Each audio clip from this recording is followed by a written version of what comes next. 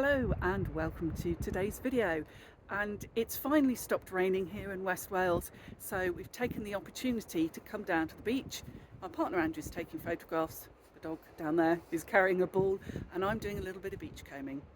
If you're new here, my name is Becca and welcome to the lovely beach at Goodwick in Pembrokeshire, West Wales. If you're an old friend, we've been here before, welcome back. Let's get on with the video. Well, my goodness, what a difference a day makes. It's a bit breezy, but the sun's out. We're down on the beach. Millie's refusing to give me the ball, of course, because she likes to carry it around.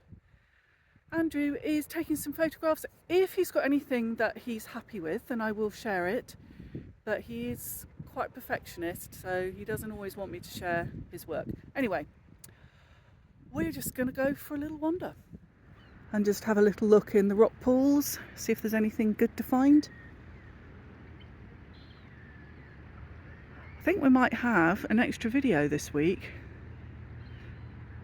but it might already have come out by the time you see this, so I guess you'll know.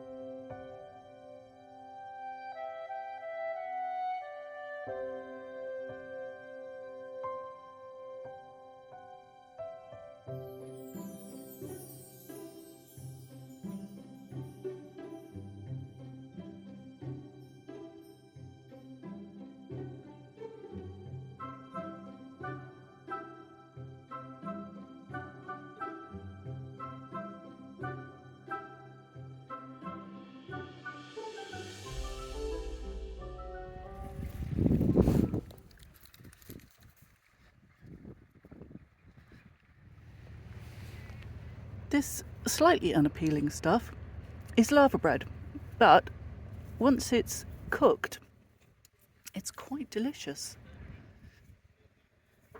To go with your lava bread, traditionally you would have had cockles, and that is a cockle. And I have seen people rake for cockles here. Not my favourite shellfish, it has to be said.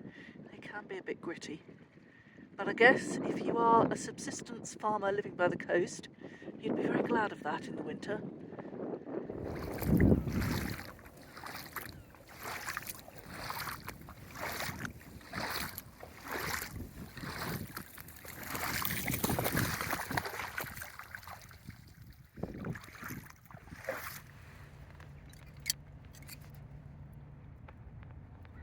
When I saw this, I was wondering if it's a Goodwick brick, but I don't think it is. No, it's not.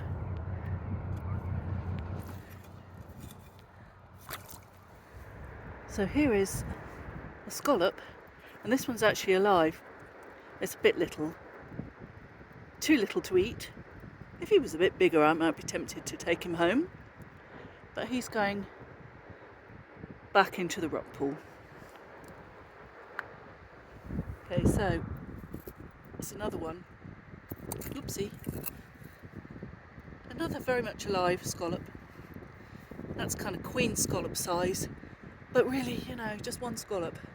Although I found two, one's too small, and the other one, well, I don't need to eat her really. She can go back.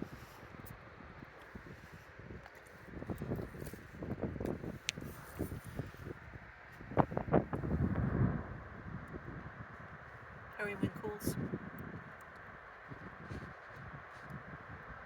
Not a fan. Mussels? Oh, look, there's an alive one. Now, mussels I love, but I'd be very concerned about collecting mussels off a beach in a harbour just because of pollution. Now, darting around in here, there are some little shrimps, but they've gone under the rock, so I don't know. I'm going to see if I can get them to dart into view. No, but there are lots of winkles down here, and people do collect these. I think I've probably told you before, we can take them to a treatment plant, I guess treatment plant in Milford, where they are made safe for human consumption.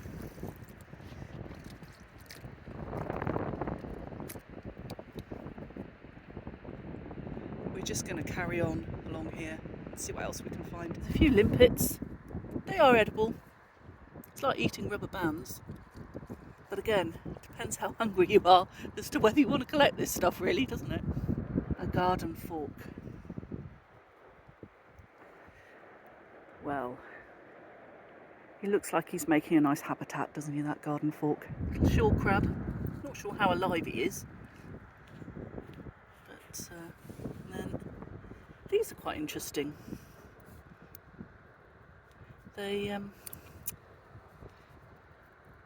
So they actually use that point to drill into the top of other shellfish and eat them. Very clever. I don't think there's anything alive in there. It's a nice shell.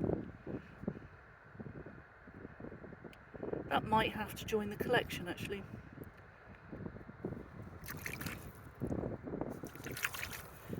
Make sure there's no little creature in there. No, I think that one can go in my pocket. These are really pretty little shells. They sort of have mother of pearl on the top of them. Yeah, nice little things. Find quite a lot of those. Sea lettuce. Delish. We find quite a lot of this. So this is sea coal. And for a long time, coal was loaded here. Plus, there is anthracite that sticks out into the sea in Pembrokeshire, so it could have come off that. And in ye olden times, people would have collected this for their fires. And although we do have a fire, because I put the ashes on the compost, I'm not going to burn coal because I don't want coal ash and clinker in my garden, really, because it's not good for the plants. Andrew's got everything he wants here, so we are off up the hill. We've come a few miles up the coast to a place called Dinas Cross, and we've actually gone up the side of Dinas Mountain, and there's a place called the Viewpoint, and you can actually park up and Andrew gets out of the car and he can take photographs from there, and then I go for a little walk just across the road, and it is one of our favourite walks. When I say we, I mean Millie and me, because unfortunately it is not wheelchair accessible, so Andrew can't come with us. And you can see all the way from Dinas Head, and you go right round to where we were just a few minutes ago at Goodwick.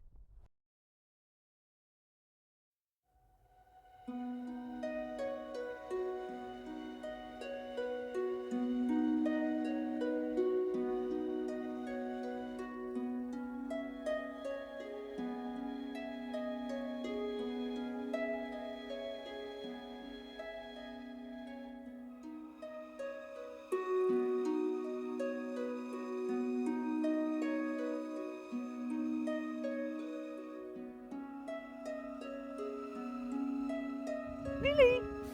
Come on, Millie! Come here! Come to Mummy! I think quite a lot of couples have date nights. We sort of have date days, really, where we go out and just enjoy the countryside. Quite often take a packed lunch, although I haven't got one today. Andrew was kind of hinting maybe we were going to have fish and chips. I mean, neither of us really need to be eating fish and chips, but, you know, hey ho.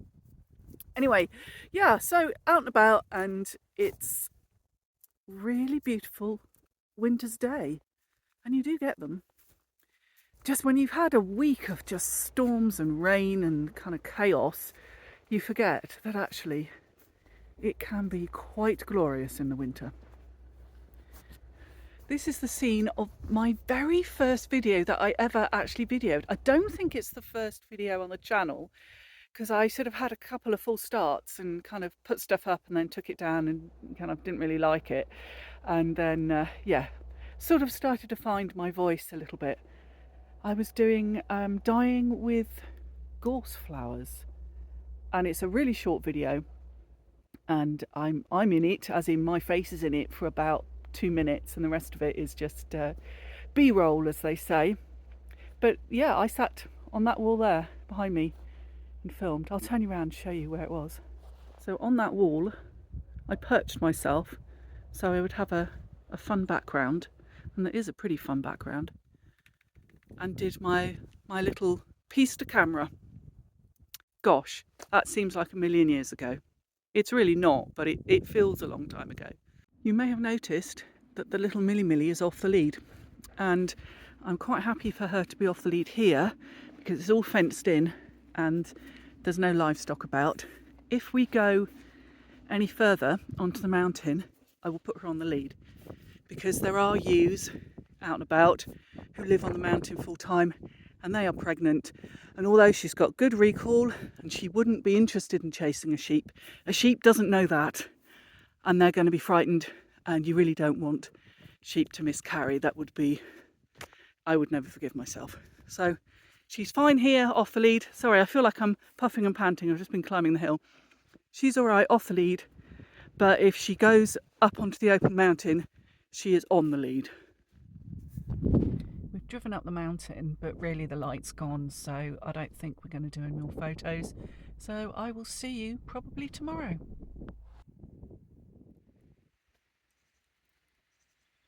We're back in the woods, taking Millie for her morning walk. It's a beautiful morning. It's really calm.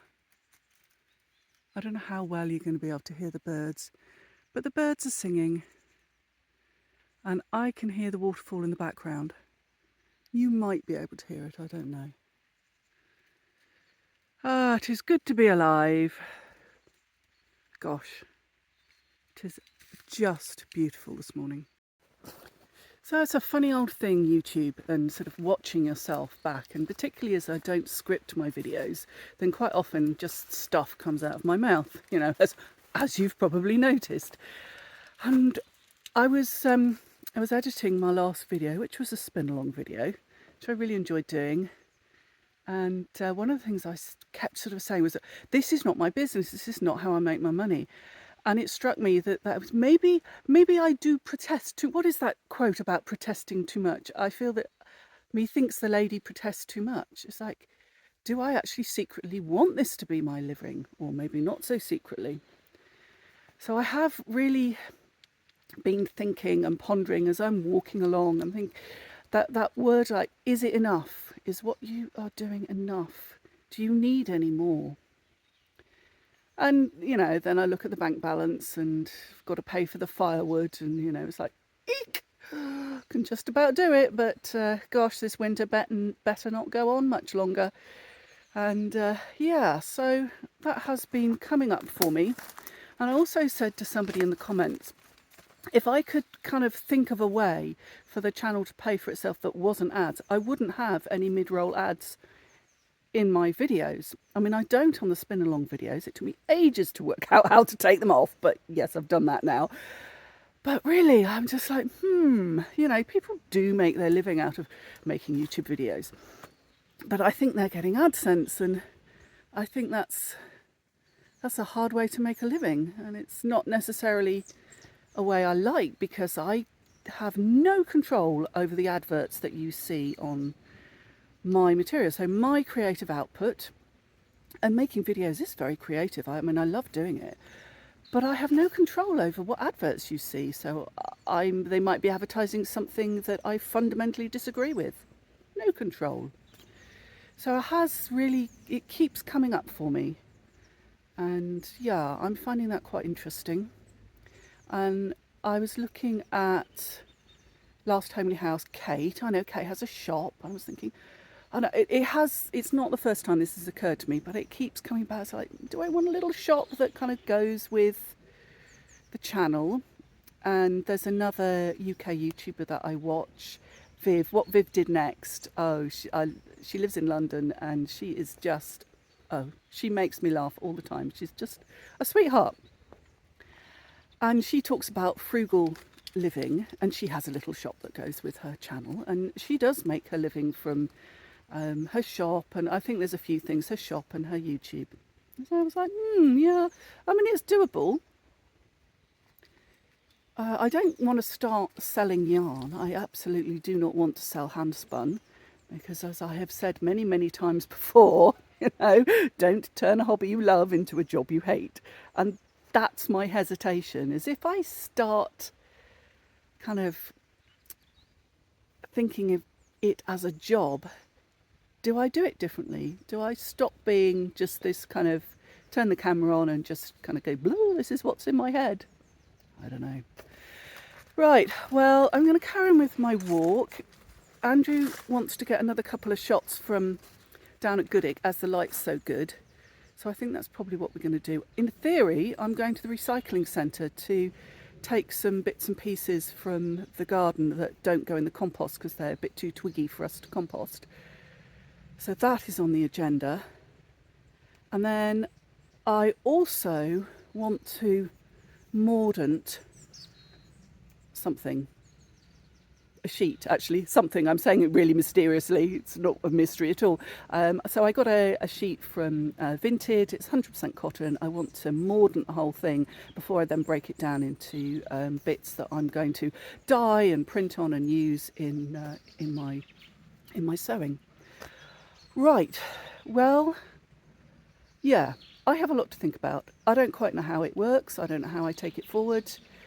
I mean, you are wise. You're a wise person. If you're watching this channel, you're really wise. So what are your thoughts on it? Does it put you off channels if people are kind of, it's how they make their living, or does it not bother you? Yeah, so I don't know. Anyway, I'll probably think about that today, and it'll probably come up again. Anyway, I'm going to carry on with my walk, and I might film a bit more down at Goodwick if there were some nice shots. Anyway, yeah, see you a bit later, I expect. Probably can't see this, but Andrew is just up there taking photographs. So there's a bank of cloud coming in, and although a blue sky is lovely, for a photograph, actually some clouds make it a bit more interesting. Andrew is still taking photographs, and very unusually for us, I haven't actually got any coffee. I bring a flask of coffee down. I didn't think we were going to be this long. So I'm actually going to just pop across to the cafe and get a takeaway coffee. Then I'm going to sit in the car and maybe probably edit this video, while Andrew continues with his never-ending mission to take the perfect photograph.